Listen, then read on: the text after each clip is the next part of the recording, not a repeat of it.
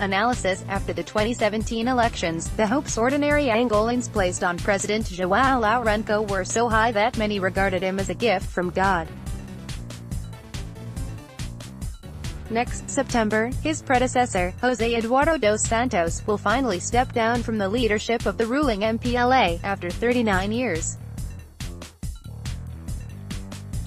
The combined imperial powers of the country's presidency and of the MPLA will make João Lourenço the absolute ruler of Angola, and it does not bode well for the country. The political partisanship of the army and the militarization of justice are two troubling trends seen since Lourenço took office. Both need to be addressed urgently before he gets comfortable with absolute power. Initially, President Lourenço enjoyed a surge of popularity thanks to a strong anti-corruption stance. He fired his predecessors' children from key positions, and ditched some other rotten apples. He also allowed for some other senior officials to be publicly named formal suspects in grand corruption cases, though no one has yet been arrested. But these early hopes have been dashed by the appointments and promotions that President Lourenço has made, and his popularity has sunk with the same speed as he earned it. For instance, last April he appointed his own brother, General Seguera João Lourenço, as deputy head of the President's Intelligence Bureau, which oversees the armed forces, the national police and the intelligence services. In February, Lourenço's government sold state-owned planes, Beechcraft 900s, to the same brother's air company, SJ Aeronautica, without a public tender and for an undisclosed price. Through acts like this, the president has exposed himself as a hypocrite. What is most worrying is how the president, himself a general, is endangering the already fragile cohesion of the Angolan armed forces, FA, by handing it over to an MPLA apparatchik. The FA originates from the 1992 integration of the former MPLA party State People's Armed Forces for the Liberation of Angola, FAPLA, and UNITA's former Guerrilla Armed Forces for the Liberation of Angola, FALA. The integrated army withstood the civil war that returned and ravaged the country for 10 more years after its creation.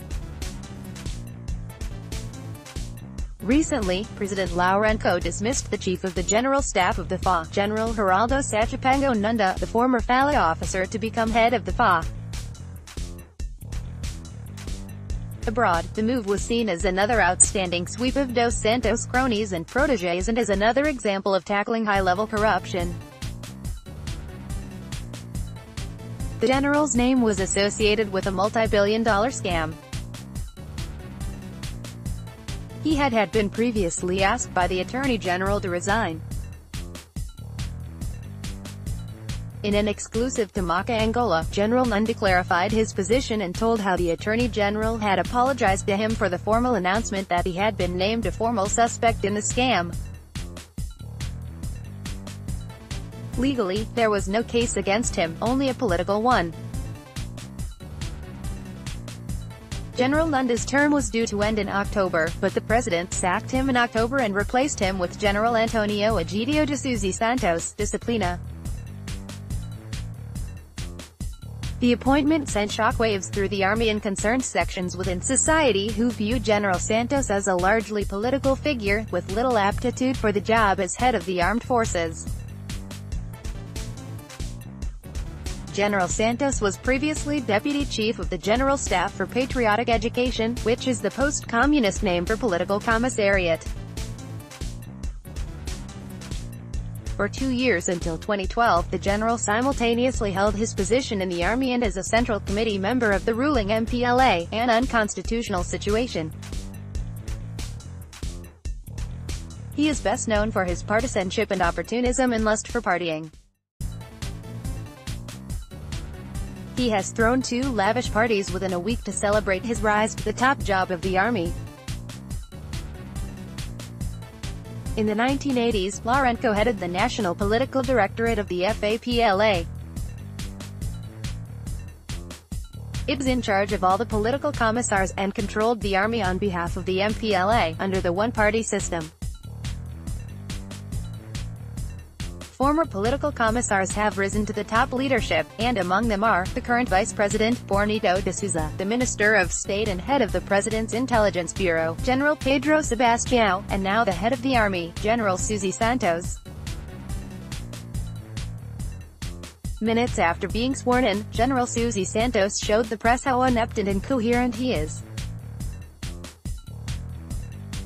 Asked about the reaction of the rank-and-file to his appointment and his priorities for the army, he replied, "Allow me to cite the Bible. I am a good shepherd, and I know my flock, and my flock recognizes me." The soundbite went viral on social media, where many in the army, including generals, openly expressed their disbelief, and ridiculed him aplenty. Angola is a secular state. The general, who holds a PhD in history, forgot that in his attempt to dodge a basic question. Angola has an army of over 138,000 soldiers, and more than 600 generals on active duty. Retired generals are like mushrooms, too many to count. General José Santos is a wolf in a sheep's clothing. 4 years ago, in 2014, we wrote about a general's involvement in a triumvirate which aimed to destabilize the army by placing it under the partisan control of MPLA in the post-Dos Santos era. At the time we wrote, the secret discussion group aimed at fostering a climate of instability within the Angolan armed forces, FA, in such a way as to justify purges.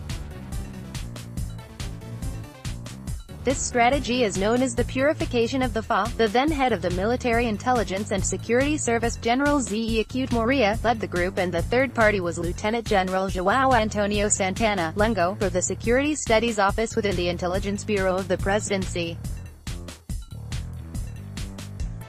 The object of the scheme is to ensure that generals who were formerly with UNITAS, then a rebel movement, and who joined the FA as the result of peace accords, are seen as loyal to the UNITA political leadership and therefore will be seen as a threat to the MPLA's hold on power, particularly in the post-Dos Santos era. The main target of the intrigue is the current General Chief of Staff of the FA, Geraldo Sachapango Nunda, who left UNITA in 1993, joined the government forces, and was instrumental in destroying the war machine of his former commander, Jonas Savimbi. The rebel leader was killed in action in 2002, thus bringing the 27-year post-independence war to an end. Zé Eduardo Moreira and his allies are now circulating information within the FA that Nunda is trying to promote ex-UNITA officers in order to make it easier for him eventually to seize power. According to the plotters at the time, the partisan control of the army by MPLA would be achieved with the appointment of General José Santos to the top job. Such a plot had to be addressed among the top brass of the army, and it was General Nunda himself who prevailed against the others to maintain the cohesion of FA and the army as a pillar of peace and national unity. President Lourenço, against conventional wisdom, has adopted the plotter's strategy. This must be denounced for the sake of peace and democracy. Making generals. Meanwhile, President Lourenço has lost no time in creating yet several more generals, one of them already dead. On April 19, the president posthumously promoted Angola's founding president Agostinho Neto, who died in 1979, to the rank of 3-star general of the Angolan Armed Forces, FA. President Lourenço also awarded the former president José Eduardo dos Santos the rank of 3-star general, and retired him from active duty through Commander-in-Chief Order 9/18.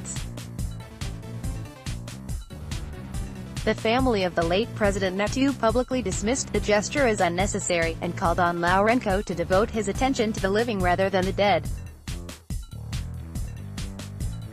But what shows General Lourenço to be a troubling copycat of General dos Santos, is the promotion of the Chief Justice of the Constitutional Court, Manuel Miguel da Costa Aragaio, to the rank of brigadier. The Chief Justice has been a civilian for decades, and was transferred from the Supreme Court, where he held the same position, on Lourenço's orders. In 2012, President dos Santos promoted the then Chief Justice of the Supreme Court, Cristiano André, to the rank of Lieutenant General. President Lourenço is maintaining the militarization of justice.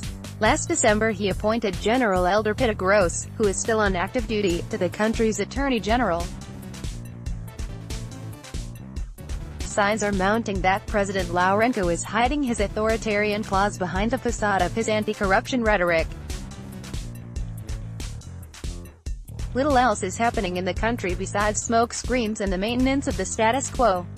This is worrisome. So far, the only clear strategy from the president seems to be the consolidation of his personal power.